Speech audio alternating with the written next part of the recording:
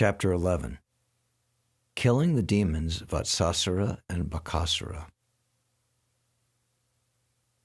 When the twin Arjun trees fell to the ground, making a sound like the falling of thunderbolts, all the inhabitants of Gokula, including Nanda Maharaj, immediately came to the spot. They were very much astonished to see how the two great trees had suddenly fallen. Because they could find no reason for their falling down, they were puzzled. When they saw child Krishna bound up to the wooden mortar by the ropes of Yashoda, they began to think that it must have been caused by some demon. Otherwise, how was it possible? At the same time, they were very much perturbed because such uncommon incidences were always happening to the child Krishna. While the elderly cowherd men were thus contemplating, the small children who were playing there informed the men that the trees fell due to Krishna's pulling the wooden mortar with the ropes to which he was bound. Krishna came in between the two trees, they explained, and the wooden mortar was topsy-turvied and stuck in between the trees. Krishna began to pull the rope, and the trees fell down. When the trees fell down, two very dazzling men came out of the trees, and they began to talk to Krishna. Most of the cowherd men did not believe the statement of the children. They could not believe that such things were at all possible. Some of them, however, believed them and told Nanda Maharaj, "Your child is different from all other children. He just might have done it." Nanda Maharaj began to smile, hearing about the extraordinary abilities of his son. He came forward and untied the knot just to free his wonderful child. After being freed by Nanda Maharaj, Krishna was taken onto the laps of the elderly gopis. They took him away to the courtyard of the house and began to clap, praising his wonderful activities. Krishna began to clap along with them, just like an ordinary child.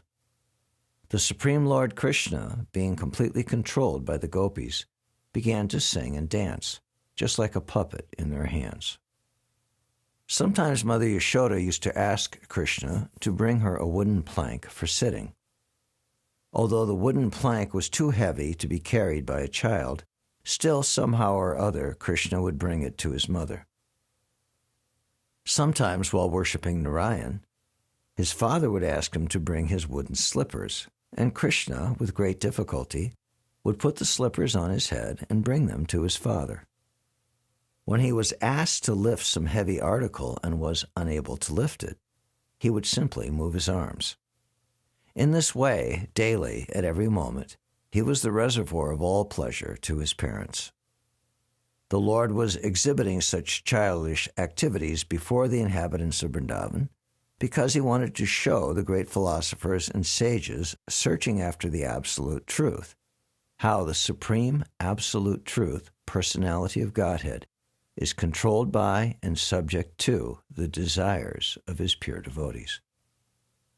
One day, a fruit vendor came before the house of Nanda Maharaj.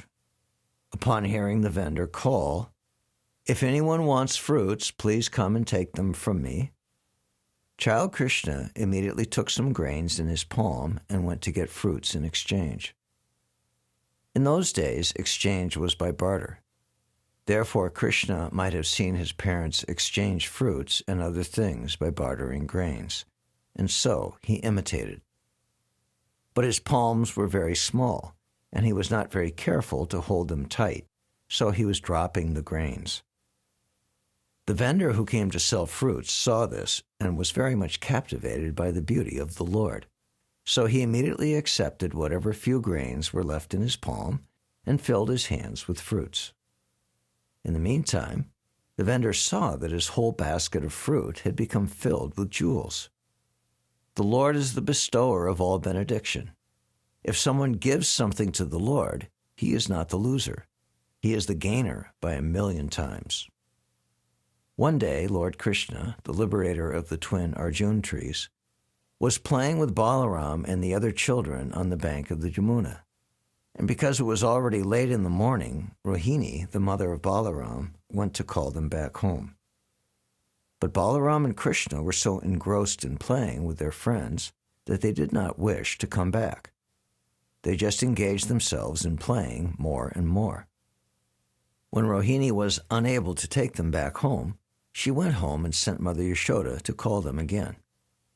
Mother Yashoda was so affectionate toward her son that as soon as she came out to call him back home, her breast filled up with milk. She loudly cried, "My dear child, please come back home. Your time for lunch has already passed." She then said, "My dear Krishna, oh my dear lotus-eyed child, please come and suck my breast. You have played enough. You must be very hungry, my dear little child. You must be tired from playing for so long." She also addressed Balaram thus, "My dear, the glory of your family, please come back with your younger brother Krishna immediately. You have been engaged in playing since morning, and you must be very tired. Please come back and take your lunch at home. Your father Nandaraj is waiting for you. He has to eat, so you must come back so that he can eat." As soon as Krishna and Balaram heard that Nanda Maharaj was waiting for them and could not take his food in their absence, they started to return. Their other playmates complained, "Krishna is leaving us just at the point when our playing is at the summit. Next time, we shall not allow him to leave." His playmates then threatened not to allow him to play with them again. Krishna became afraid, and instead of going back home, he went back again to play with the boys.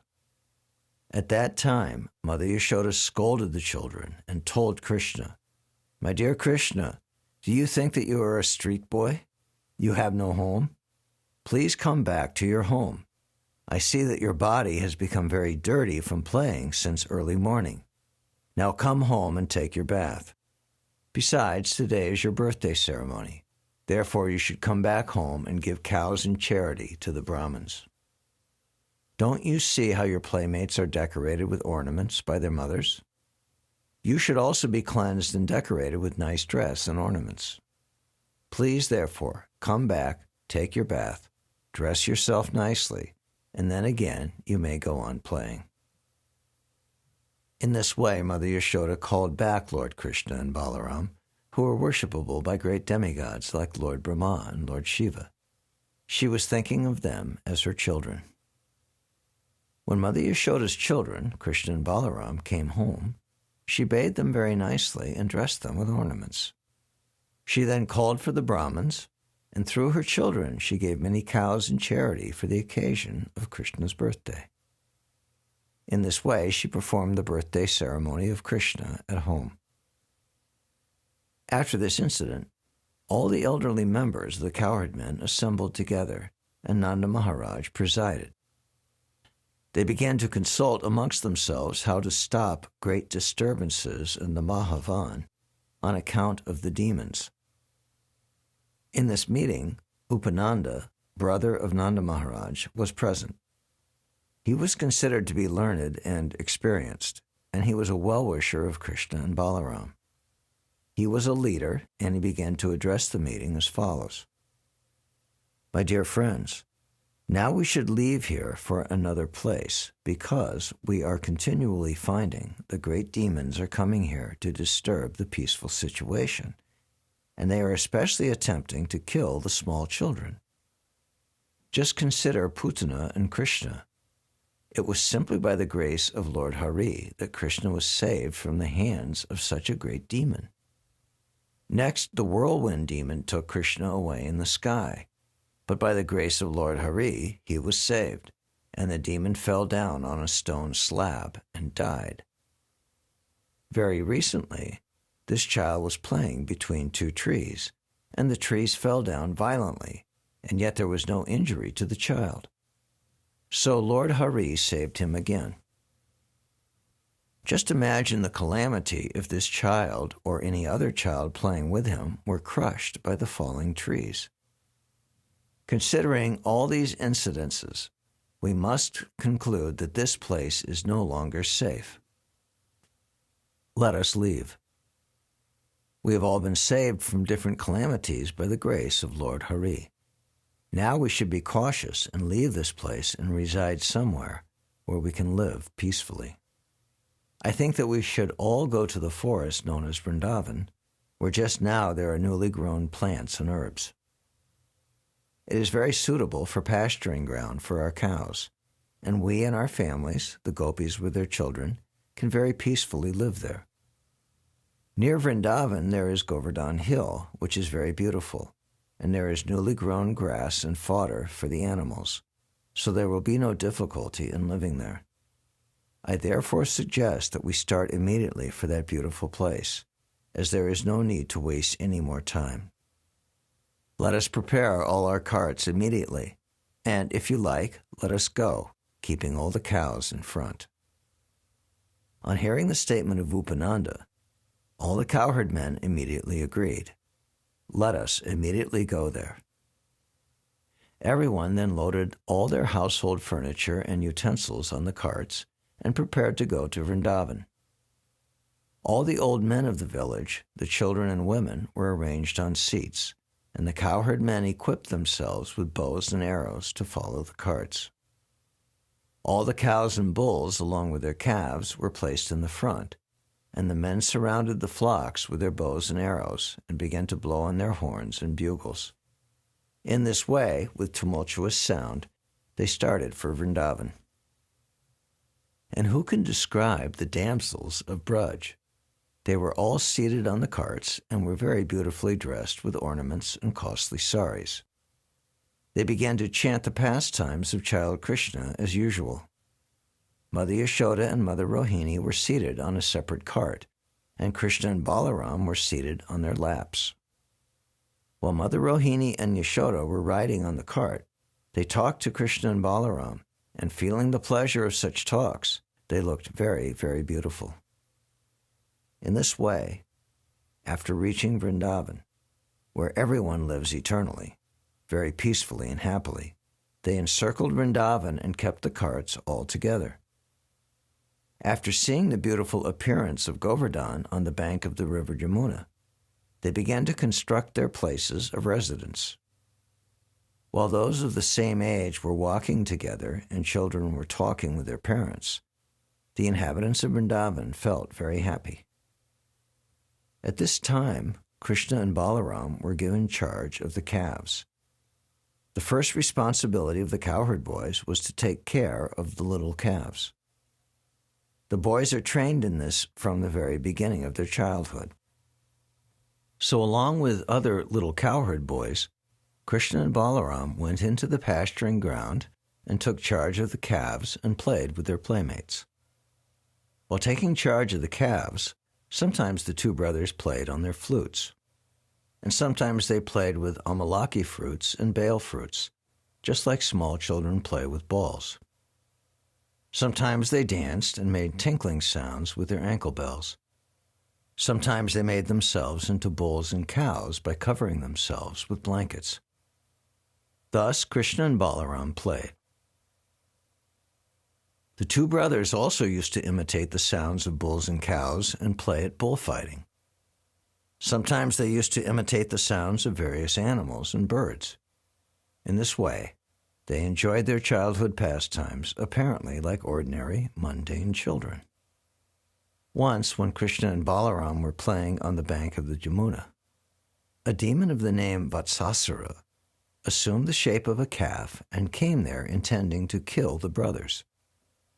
By taking the shape of a calf, the demon could mingle with other calves.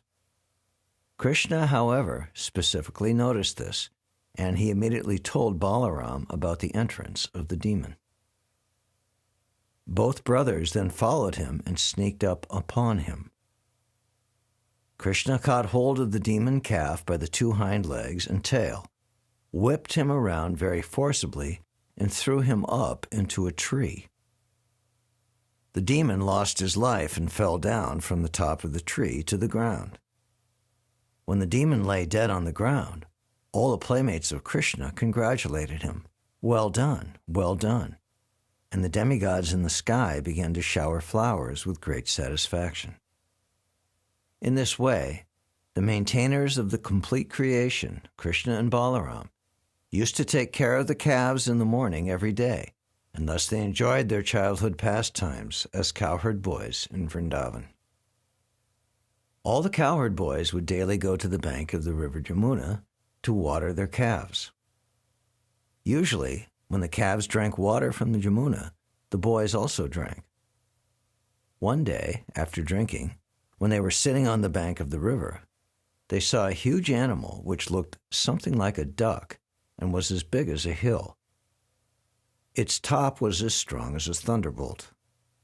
When they saw that unusual animal, they became afraid of it. The name of this beast was Baka, and he was a friend of Kamsa's. He appeared on the scene suddenly and immediately attacked Krishna with his pointed, sharp beaks and quickly swallowed him up.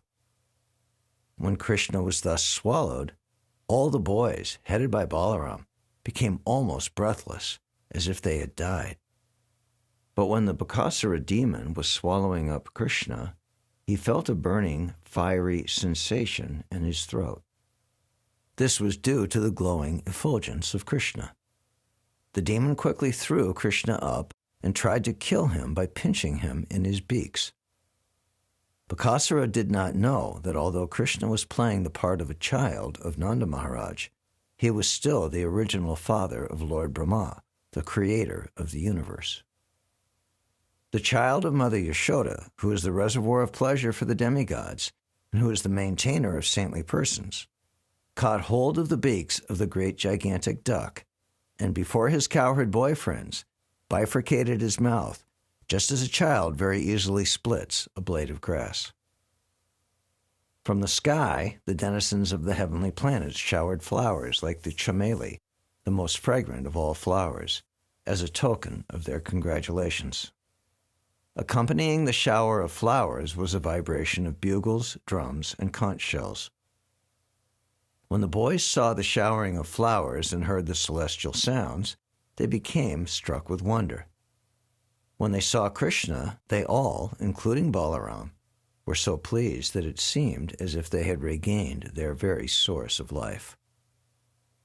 As soon as they saw Krishna coming towards them, they one after another embraced the son of Nanda and held him to their chests. After this, they assembled all the calves under their charge and began to return home. When they arrived home, they began to speak of the wonderful activities of the son of Nanda. When the gopis and cowherd men all heard the story from the boys, they felt great happiness because, naturally, they loved Krishna. And hearing about his glories and victorious activities, they became still more affectionate toward him.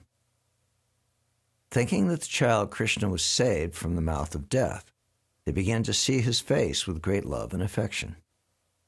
They were full of anxieties, but they could not turn their faces from the vision of Krishna.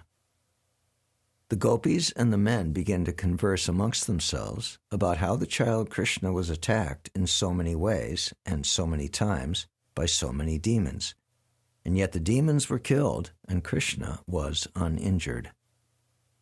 They continued to converse amongst themselves about how so many great demons in such fierce bodies attacked Krishna to kill him.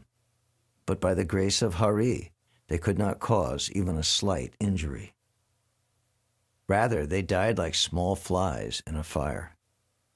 Thus they remembered the words of Garga Muni, who foretold, by dint of his vast knowledge of the Vedas and astrology, that this boy would be attacked by many demons.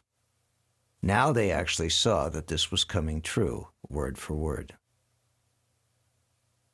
All the elderly cowherd men, including Nanda Maharaj, used to talk of the wonderful activities of Lord Krishna and Balaram. And they were always so much absorbed in those talks that they forgot the threefold miseries of this material existence.